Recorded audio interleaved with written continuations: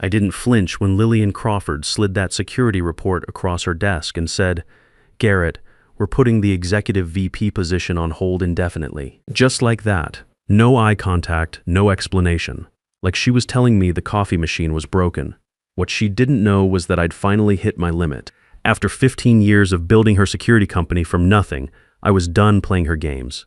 My name is Garrett Fleming. I'm 47 years old, and this is the story of how I learned that corporate loyalty only works when it goes both ways. Look, I'm not the type who makes waves. Never have been. I spent 10 years in the Marines before this, learned to follow orders and take care of my people.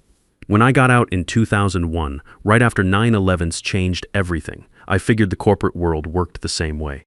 Do your job, do it well, look out for your team, and leadership takes care of you.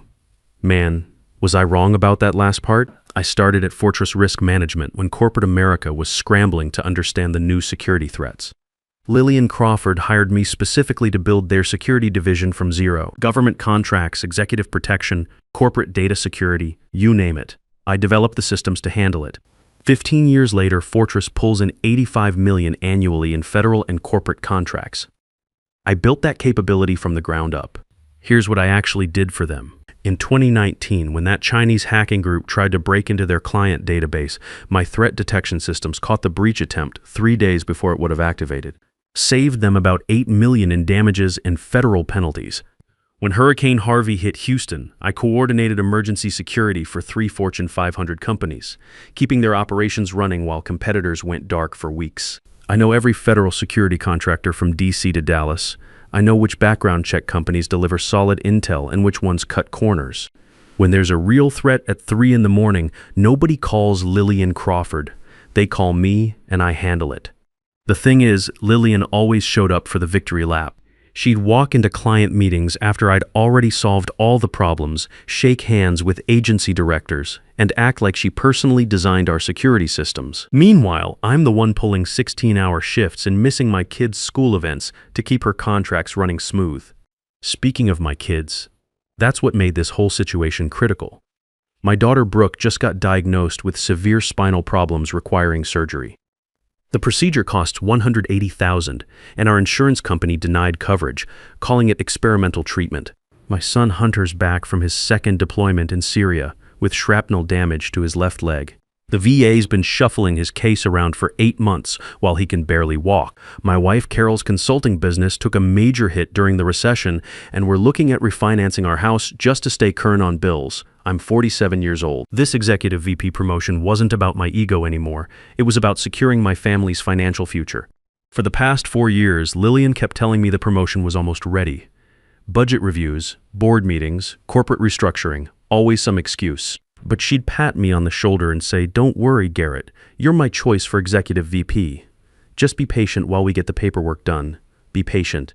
I'd been patient for 4 years while doing executive VP work for director pay. Patient while training new hires who made more money than me because they had MBA degrees and 0 real-world experience. Patient while Lillian's nephew, Jeremy, got fast-tracked to senior director after 14 months on the job. Yeah, Jeremy Crawford, fresh out of business school with his strategic management degree. Never spent a day running background checks or handling security threats. Kid couldn't secure a parking garage, but he's family, and that's all that matters at Fortress. The meeting that changed everything happened on a Tuesday afternoon in November. Lillian's assistant called me around 2 p.m. saying she wanted to see me at 3:30 for my annual review and career discussion. I figured this was finally it. After 15 years, I was going to get the recognition I'd earned. I put on my good suit, grabbed my performance folder, and walked into her office ready to accept the promotion we'd been talking about for years. Lillian was reviewing contracts when I came in, doing that executive theater where they make you wait while they handle urgent business. Standard power play. I've seen it everywhere from military command to corporate boardrooms. "Have a seat, Garrett," she said without looking up. "Need to discuss some changes." I sat down, put my folder on her desk, and waited. Finally, she leaned back and gave me that look. The look bosses give you when they're about to deliver bad news but want to act like it's no big deal. "Garrett, I'm going to be straight with you," she said. "The board decided to postpone the executive VP expansion indefinitely. Market conditions, federal budget constraints. You understand how these things work." I just stared at her. Market conditions. This is the same company that spent $120,000 on new executive office furniture last quarter. The same company posting record profits for 4 straight years. Lillian, I said, keeping my voice level, we've been planning this promotion for months. The job description was already written. She shuffled her papers. Actually shuffled them like we were discussing office supply orders. Things change, Garrett. Economic conditions require flexibility. The board needs to be conservative. What about adjusting my salary? I asked. I'm already doing the executive VP work. Shouldn't my pay match my responsibilities? That's when she looked away, started organizing those contracts again. Company policy keeps salaries aligned with official titles. Once the executive VP position gets approved, you'll be the first candidate. Not even a guarantee anymore, just first candidate. I sat there for a full minute, letting that sink in. 15 years. 15 years of building her security empire. Of making her look good in federal meetings. Of missing family dinners and weekend plans to keep her government contracts running. And this was what I got for it. When do you think that might happen? I asked, hard to say. Maybe next year. Maybe longer. Depends on how the market shapes up. Next year or maybe longer. Translation. Never. That's when I understood the real situation. Lillian wasn't planning to promote me ever. She was planning to keep me right where I was, doing executive VP work for director pay until I retired or dropped dead. Why would she change anything? She had the perfect setup, all the results with none of the cost. I picked up my folder, stood up, and looked her in the eye. Thanks for letting me know, I said. My voice stayed calm, but something had changed inside me, something permanent. Don't worry about it, Garrett, she said, already turning back to her contracts. You're valuable right where you are. Just keep doing what you're doing. Keep doing what you're doing. The same line every boss gives when they want to keep taking advantage of you. I walked out of that office and closed the door behind me. The hallway looked the same as always, but something felt different, like I was seeing the place clearly for the first time in years. When I got back to my desk, I didn't open any project files. Instead, I opened my email and started looking through messages I'd been ignoring for months. Recruiters, headhunters, former colleagues who'd moved on to better jobs. Messages that all said pretty much the same thing. You're too good for Fortress. Come work somewhere that appreciates talent. I'd always deleted those emails before. Loyalty? You know. But sitting there staring at my computer screen, I started thinking maybe loyalty was supposed to work both ways. And Fortress had been going in the wrong direction for years. One email caught my attention right away. Subject line was simple. Coffee and conversation from Wesley Porter, CEO of Pinnacle Security Group. I knew the name. Everyone in Dallas security knows Pinnacle. They started as a small protective services company. But in the last 5 years, they'd grown into serious competition for the big players. Government contracts, major corporate accounts, even some of the homeland security work that used to go automatically to companies like Fortress. Word around town was that Porter ran things differently. Paid well, treated people right, actually listened to his security managers instead of just telling them what to do. I clicked on the email. Garrett, I've been watching your work at Fortress for years. Your threat response record and safety numbers are the best in the Southwest. If you're ever interested in talking about leadership opportunities, I'd love to buy you coffee. No pressure, just curious about your thoughts on where the industry's heading. No pressure. But the thing was, it didn't feel like a sales pitch. Most recruiters send you these generic messages about exciting opportunities without even knowing what you do. This guy had done his homework. I stared at that email for about 10 minutes, then closed my laptop and went home. Carol was in the kitchen making dinner while the kids handled homework at the table. Normal Tuesday night routine. But I couldn't shake the feeling that everything was about to change. How was your meeting with Lillian? Carol asked without looking up from the stove. About what I expected, I said, which was true in a way. She gave me that look. 22 years of marriage, and she can read me like a book. That bad, huh? Brooke looked up from her algebra homework. Dad, is everything okay?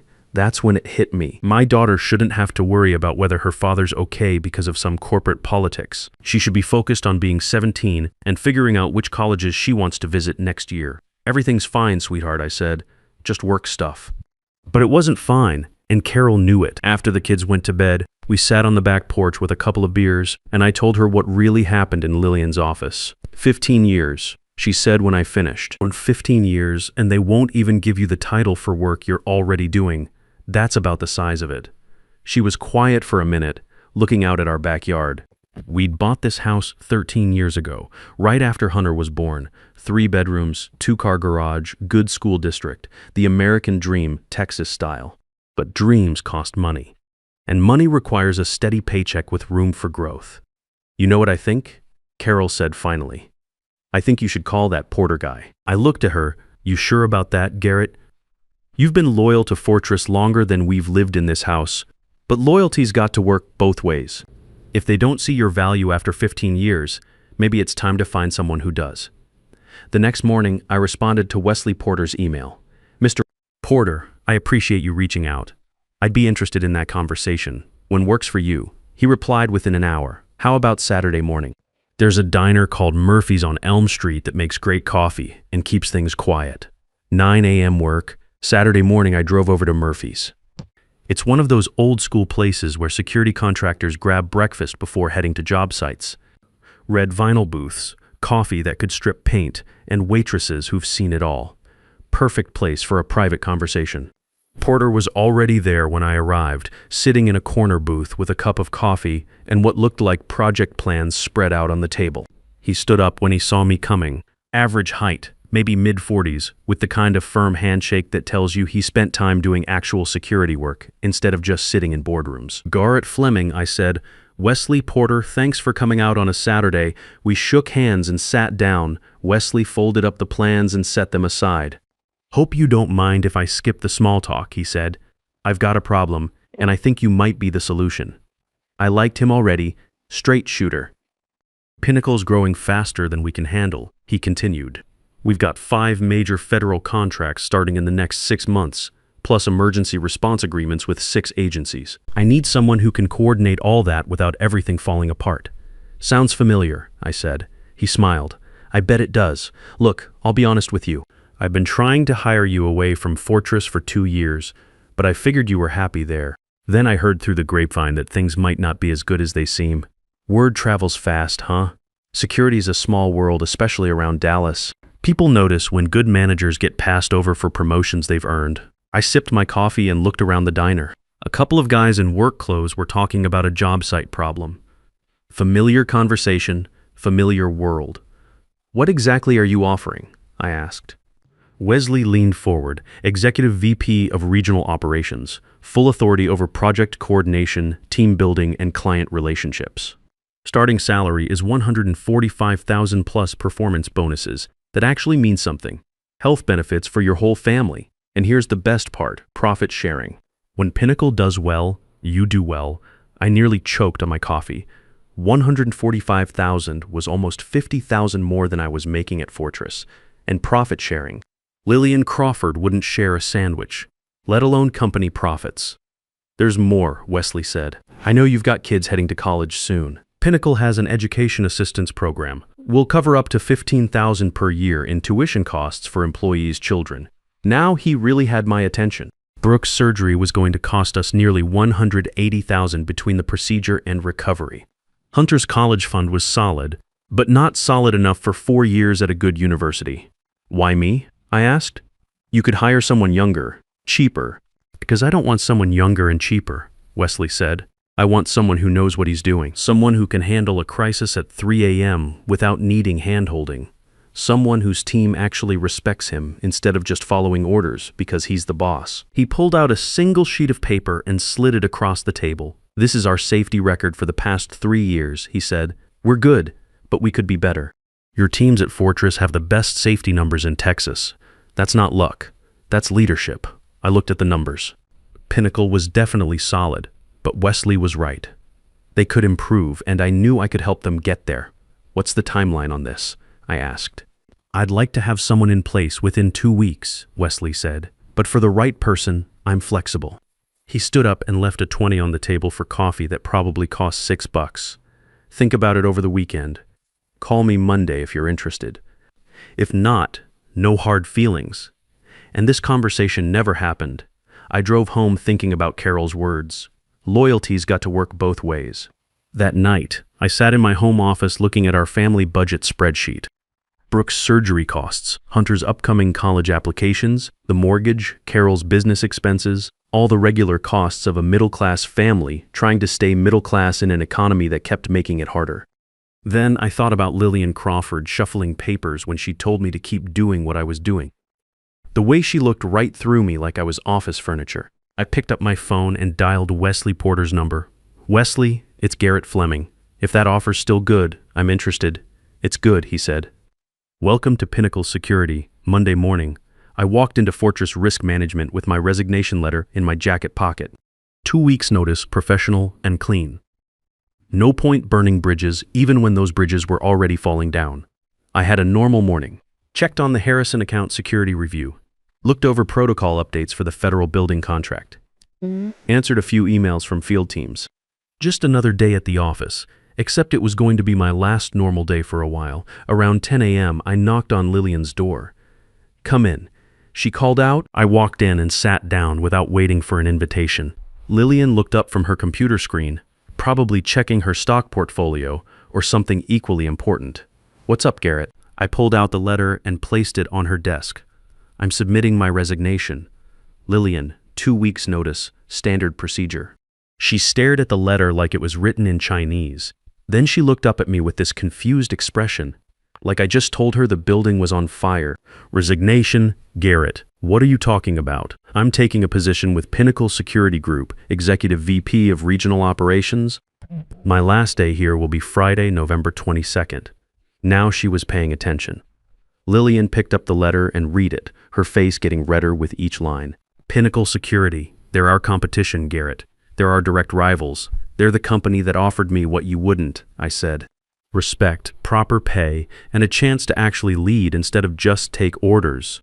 "Garrett, let's not be hasty here," she said, putting on that fake concerned voice she used when clients threatened to leave. "If this is about the executive VP promotion, we can work something out. Maybe speed up the timeline. Lillian, you told me Tuesday that timeline might be next year or longer. Today's Monday, and suddenly you can speed it up." She shifted in her chair. "Look, I'll be honest. The board's been conservative about expansion, but if it means keeping you here, keeping me here to do executive VP work for director pay, while your nephew gets fast-tracked to senior management." That hit home. Lillian's face went from red to pale pretty quick. "Jeremy's situation is different," she said. "Yeah, it is different. He's family. I'm just the guy who's kept this company profitable for 15 years. Lillian leaned forward, trying to look sincere. "Garrett, you're valuable to Fortress, more valuable than you realize. What's Pinnacle offering that we can't match?" $14,500 to start, plus profit sharing and education assistance for my kids." Lillian blinked. $145? That's a significant increase. "It's what the job's worth, Lillian. It's what I should have been making here 3 years ago." She was quiet for a minute, probably calculating how much it would cost to match Pinnacle's offer versus how much it would cost to replace me. I could see the wheels turning. "Give me 48 hours, she said finally. "Let me talk to the board, see what we can do." I stood up. "Lillian, I already gave Pinnacle my answer. The decision's made. Garrett, don't do this. We're like family here. Family." That was rich coming from the woman who'd been lying to me for 4 years while promoting her actual family. "Family doesn't lie to each other for years," I said. "Family doesn't take advantage of loyalty. And family sure doesn't tell someone to keep doing what they're doing after breaking promises." I walked toward the door, then turned back. "Oh, and Lillian, you might want to start looking for replacements. I'm not the only one who's been unhappy around here." That afternoon, word got around the office pretty quick. Security's a small world, and news travels fast. By 2 p.m., 3 of my key people had stopped by my office.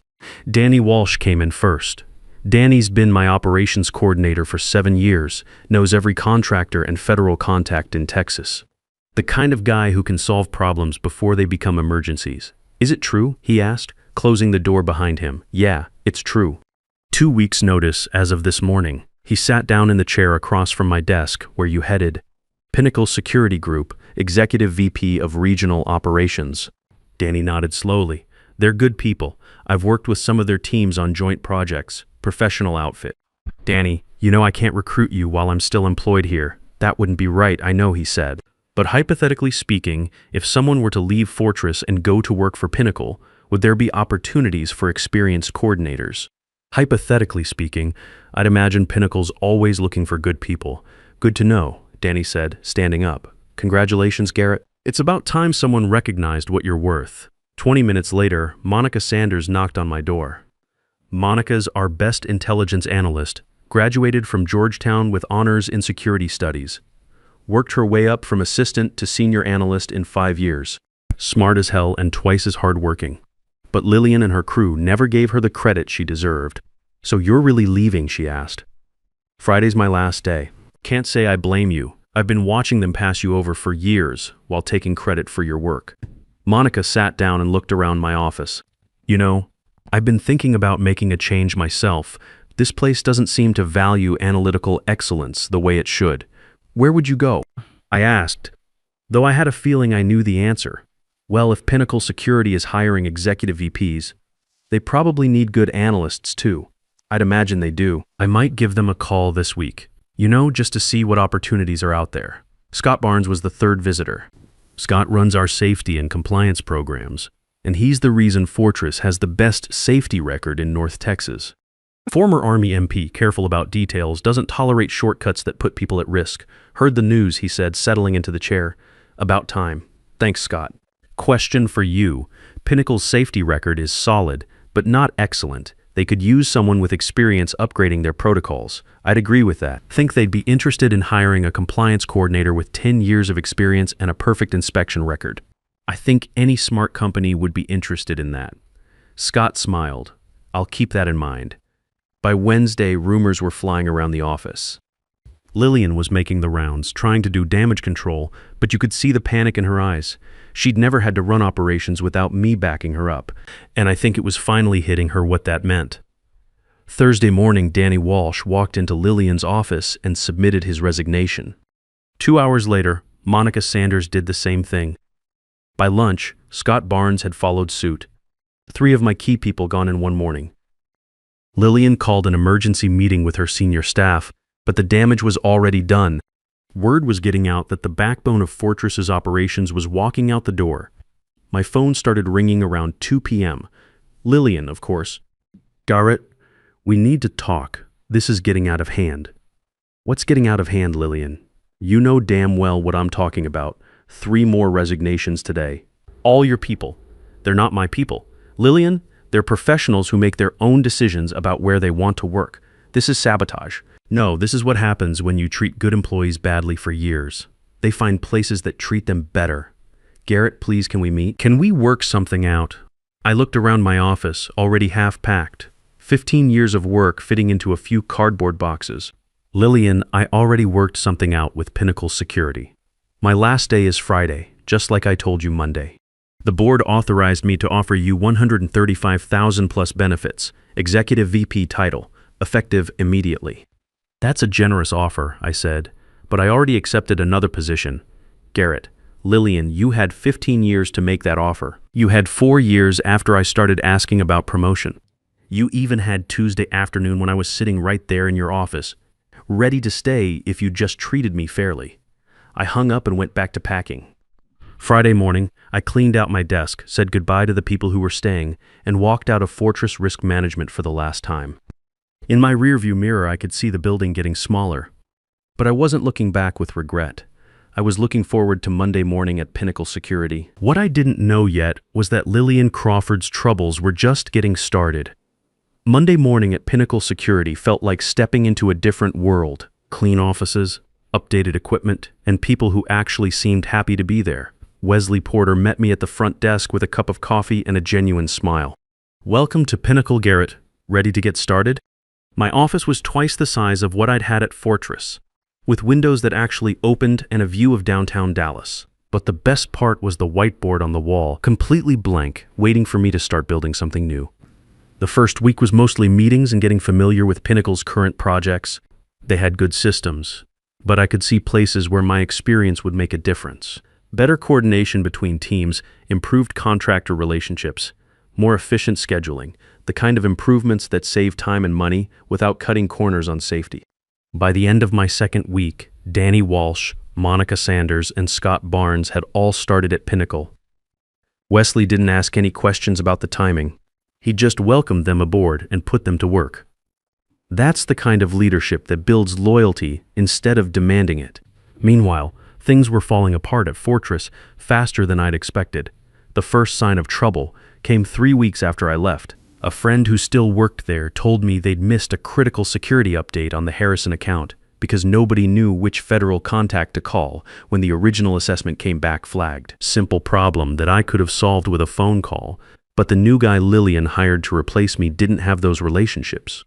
That delay cost Fortress $35,000 in contract penalties. 2 weeks later, it was the federal building contract. Terrorist threat required emergency security upgrade, but without Scott's safety protocols and Danny's coordination experience, they couldn't mobilize teams fast enough. The agency pulled them off that contract and gave it to a competitor, Pinnacle Security Group. Wesley called me into his office that Thursday. Garrett, the federal agency just offered us the downtown building security contract. It's the one Fortress lost. You know that operation better than anyone. Think we can handle it? We can handle it, I said. Give me Monica for intelligence support and Scott to manage safety protocols.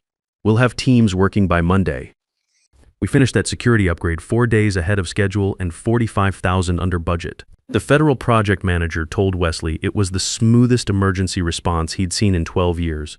Word travels fast in security contracting. Within a month, Pinnacle had 4 new contracts from clients who'd gotten frustrated with Fortress's declining service. Each one was a project I'd worked on before. Clients who trusted me enough to follow me to a new company. Lillian started calling again around that time. Garrett, I need to ask you something. She said when I answered the phone, are you actively recruiting my employees? Lillian, I'm not recruiting anybody, but if people call me asking about opportunities at Pinnacle, I'm not going to lie to them about what it's like to work here. 9 people have resigned in the past month. 9, all citing better opportunities as their reason. Maybe that should tell you something about the opportunities you're providing. This isn't sustainable, Garrett. Fortress has been part of Dallas security for 18 years, and it could be part of it for another 18 years if you started treating your employees like assets instead of expenses. There was a long pause. What would it take to get you back? I looked around my office at Pinnacle. Project schedules running on time, safety reports with 0 incidents, team meetings where people actually contributed ideas instead of just nodding along with whatever the boss said. Lillian, there's no amount of money that would bring me back to Fortress. This isn't about salary anymore. It's about respect. Garrett, you had 15 years to figure out that respect matters. Now it's too late. 6 months after I started at Pinnacle, the industry magazine Southwest Security Today ran a feature story about our emergency response capabilities. The article mentioned me by name as the guy behind Pinnacle's rapid expansion in the federal contracting sector.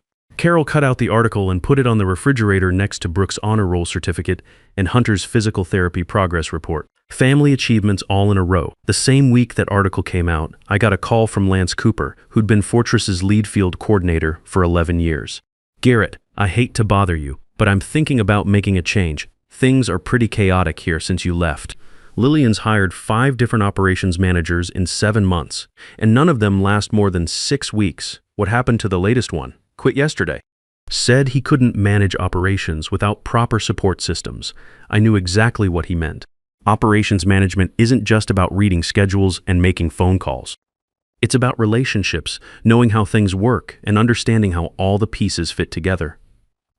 You can't hire that off the street. Pinnacle's always looking for experienced coordinators. I told Lance, if you're interested, send me your resume.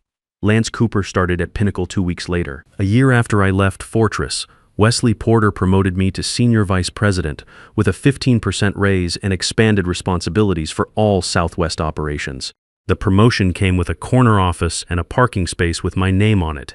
More importantly, it came with the respect I'd been earning for 15 years but never receiving. That same month, I heard through industry contacts that Fortress had lost 4 major contracts and laid off 20% of their workforce. Lillian Crawford was trying to sell the company to a larger firm, but the due diligence process kept revealing problems with their capabilities. I didn't feel sorry for Lillian. I felt sorry for the good people still working there who were paying the price for her mistakes. 2 years later, Brooke got her spinal surgery successfully completed with our new insurance coverage. Between the coverage and Pinnacle's medical assistance program, her treatment cost us less than $12,000 out of pocket. Hunter was doing great in his recovery program, planning to study cybersecurity and maybe join the family business someday. Carol and I were sitting on the back porch one evening, watching the sunset and talking about Brooke's college plans. When she asked me if I ever regretted leaving Fortress. Not for a second, I said, best decision I ever made, even though it took 15 years, especially because it took 15 years. If I'd left earlier, I might have wondered if I gave up too easily. Now I know I gave them every chance to do the right thing. Lillian Crawford learned an expensive lesson about the difference between managing people and leading them. Problem is, she learned it too late to save her company. The security industry in Dallas is competitive but small. Everyone knows everyone, and reputations matter. Pinnacle Security has a reputation for treating people right, delivering quality work, and standing behind their commitments. That reputation starts at the top with Wesley Porter, but it's maintained by people like me, Danny, Monica, Scott, and Lance. Experienced professionals who know what good leadership looks like because we've seen the alternative. As for me, I learned something important at 47 years old. Your career isn't about the years you put into a company. It's about finding a place that invests in you too. Respect, opportunity, fair pay, and the chance to grow instead of just survive. The security industry taught me that loyalty works both ways. When it doesn't, it's time to find somewhere it does. Sometimes the biggest risk isn't leaving a bad situation. It's staying in one that slowly kills your potential while convincing yourself that patience will eventually pay off. Loyalty without respect is just exploitation with a prettier name. Real partnerships require both sides to show up.